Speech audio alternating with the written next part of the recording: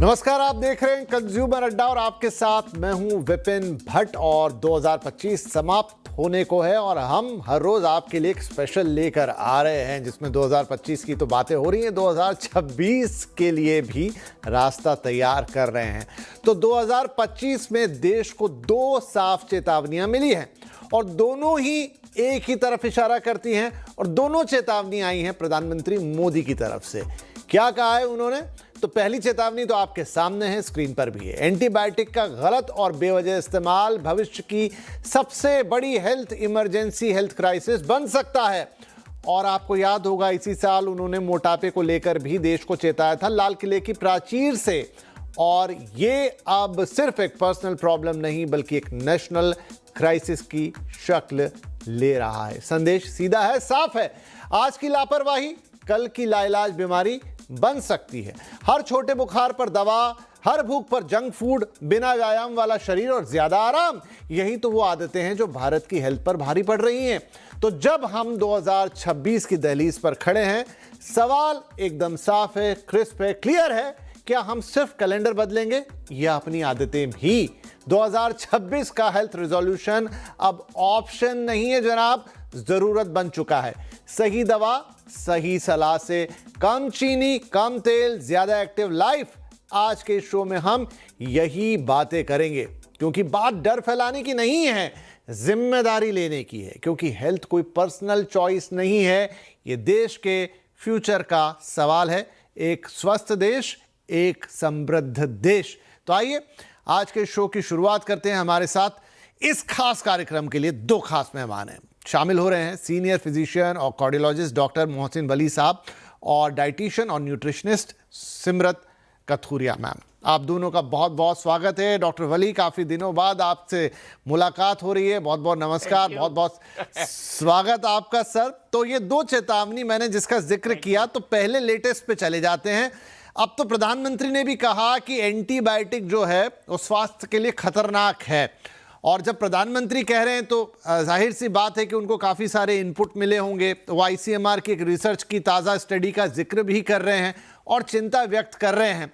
और ये कोई छुपी हुई बात भी नहीं है वैसे कि हमारे देश में एंटीबायोटिक मतलब बस आप मनगढ़ंत कहीं से भी खा लीजिए। और आजकल तो गूगल, AI ये सब इतना आसान हो गया है कि आदमी वहाँ टाइप करता है, गोली का नाम आता है, जाके केमिस्ट से मांगता है और ओवर द काउंटर वो दे भी देता है। सर, ये कितना खतरनाक है? बहुत खतरनाक है। आपने बहुत कहा, सही दवा सही सलाह, इसी में सारा प्रोग्राम आपने उसका सार निकाल दिया। विपिन भट्ट जी, इसमें सबसे पहले मैं ये बताना चाहूंगा, हम डॉक्टर लोग भी गलती करते हैं। कोई भी मरीज आता है उसको हम एंटीबायोटिक जरूर लिख देते हैं बगैर ये टेस्ट किए कि काउंट्स ठीक है या नहीं। इसके लिए मैंने एक बहुत अच्छी मशीन लगाई हुई है क्लिनिक पे जो 10 मिनट में मेरी काउंट्स बता देती है पेशेंट की। अगर काउंट्स नॉर्मल है तो मैं एंटीबायोटिक नहीं लिखता हूं। और दूसरे हम ये कर सकते हैं कि पेशेंट की हिस्ट्री ठीक से लें, कहाँ गया था, जहाज में सफर करके आया या किसी पड़ोसी को जुकाम हो रहा था उसके बगल में बैठ के आया, उससे शेक हैंड किया है, या 4 बच्चों को एक ही घर में इन्फेक्शन हो रहा है तो वो बैक्टीरियल नहीं होगा, वायरल होगा। तो हिस्ट्री लेते नहीं है आजकल हम लोग, हमारी गलती से ये ज्यादा हो रहा है। और फिर केमिस्ट जो है वो बड़े डॉक्टर बन गए हैं। और दूसरा ये होता है, पड़ोसी का फोन आता है, मेरे बच्चे को भी बुखार आया था और मेरे डॉक्टर साहब ने ये वाला सिरप लिखा था एंटीबायोटिक का, आप भी मंगवा लो। तो वो माँ मंगवा लेती है, लो हो गया डॉक्टरी खत्म।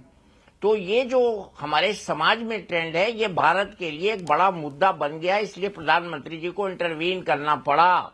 बहुत जरूरी था। मेरे ख्याल से कल शाम को ही मेरे पास फोन आने लगे कि डॉक्टर साहब इस पे आपके क्या विचार हैं। मैंने कहा बिल्कुल सही मुद्दा है, एक बड़ा कारण बन गया है। अच्छा, होता ये बैक्टीरिया हमसे ज्यादा चालाक हैं, वो इनएक्टिवेट कर देते हैं ड्रग्स को, एंटीबायोटिक्स को। उन्हें अपनी भी तो रक्षा करनी है, सुरक्षा कवच उनको भी बनाना आता है।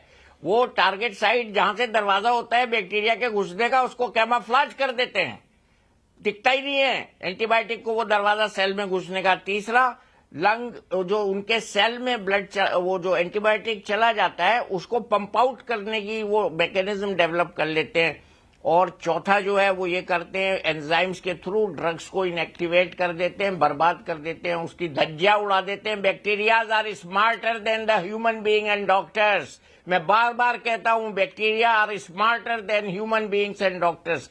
और दूसरी बात बहुत जरूरी जो ये विपिन साहब, एंटीबायोटिक पे जिस स्पीड से रिसर्च हो रही है उससे ज्यादा तेजी से बैक्टीरिया अपना स्वरूप बदल रहे हैं, उससे रेजिस्टेंस पैदा कर रहे हैं. That is why we are lagging behind as per WHO and ICMR standard.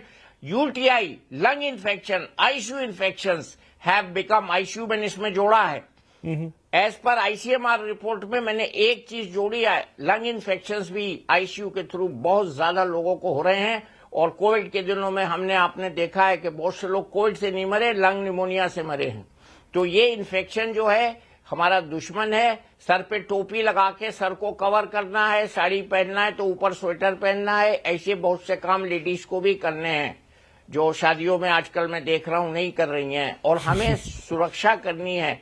Ice cream से बचाना है बच्चों को, खैर वो तो आप अभी बाद में पूछेंगे क्या क्या रोकथाम करनी है.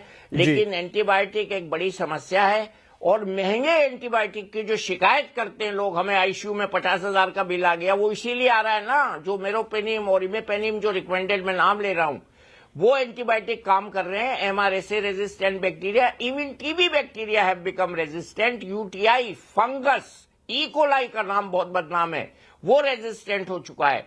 Pseudomonas, MRSA resistant Streptococcus, even fungus, TB मैंने कहा. तो ये सब बैक्टीरिया बहुत चतुर हैं, बहुत ज्यादा चतुर हैं. और इनकी चतुराई से लड़ने का एक ही तरीका है कि हम संयम, सावधानी और अपने डॉक्टर की सलाह से काम करें. बहुत जरूरी है ये. बिल्कुल. तो इस पर और बातचीत करेंगे कि क्यों एंटी बैक्टीरियल ड्रग्स या जो हम बहुत आसानी से खा लेते हैं, मन से खा लेते हैं कई बार, जैसे डॉक्टर साहब ने कहा कि डॉक्टर्स की भी जिम्मेदारी है कि वो लिख नहीं देते, लेकिन इन सब का उपाय क्या, ये कैसे कंट्रोल में आएगा. लेकिन मीनवाइल सिमरत, एक जो दूसरी चीज, क्योंकि हमने कहा है कि न्यू ईयर रिजोल्यूशन के तौर पे आप अपनी हेल्थ को नंबर 1 पे रखिए नए साल में, और प्रधानमंत्री वक्त वक्त पर चेता रहे हैं. इस साल जो दूसरी इंपॉर्टेंट बात उन्होंने कही थी, जो पहले कही थी, लाल किले के प्राचीर से कही थी, उन्होंने कहा था कि देश बहुत तेजी के साथ मोटा हो रहा है, मोटापे का शिकार हो रहा है. उन्होंने एक अपील भी की थी कि अगर हर परिवार अपने जो तेल खाता है उसका 10% कम कर दें. प्लस फिर उन्होंने एक्सरसाइज पे भी बहुत जोर दिया था. यानी वो समझ रहे हैं कि हम भी धीरे धीरे जो हमारी नई दिनचर्या है या हमारा जो नया लाइफस्टाइल है, ये हमें एक बड़ी बीमारी की तरफ ले जा रहा है, क्योंकि मोटा शरीर यानी बीमारियों का घर. बिल्कुल विपिन जी, हो क्या रहा है, क्योंकि हम जो खा रहे हैं वो बहुत ज्यादा तला है. अगर पैकेट फूड्स हैं उसमें हाई सोडियम है, अगर हम मीठा बहुत है, उसमें ऑयल बहुत है, पाम ऑयल बहुत है. ये सारी की सारी जो चीजें हैं हम उसे इतने नॉर्मलाइज कर चुके हैं. हम अपने खाने में, हम अपनी दिनचर्या में, हम जंक को इतना नॉर्मलाइज कर चुके हैं कि हमें लगता ही नहीं कि उसमें कोई गलती हो सकती है. तो वहां पे पहला तो फूड के ऊपर प्रॉब्लम आ गई. दूसरा, हमारा लाइफस्टाइल ये चेंज हो गया. जो हम पहले घरों में काम करते थे, बाहर काम करते थे, वहां पे काम करके हम लोग वो सब कुछ छोड़ के अब हम डेस्क जॉब करते हैं, तो उसके कारण मोटापा बढ़ना शुरू हो गया. थर्ड, हमारे स्ट्रेस लेवल्स बहुत रहते हैं, जिसके कारण हमारा जो फैट है हमारी बॉडी उसको प्रोसेस नहीं कर पाती. तो इन चीजों के लिए सबसे पहला जरूरी काम है कि पहले हम फूड की तरफ जाएं, कि हम जो फूड में खा रहे हैं, हम जो एक्स्ट्रा ऑयल लेते हैं, पहले हम उसे धीरे धीरे कम करें. हमारे खाने में एक्स्ट्रा सोडियम बहुत है. हम जितना भी हम घर का खाना खाते हैं उसमें बहुत सारे अचार हैं, पापड़ हैं. फिर हम जितना पैकेट फूड खा रहे हैं उसमें हाई सोडियम है, हम उस पर ध्यान देना शुरू करें.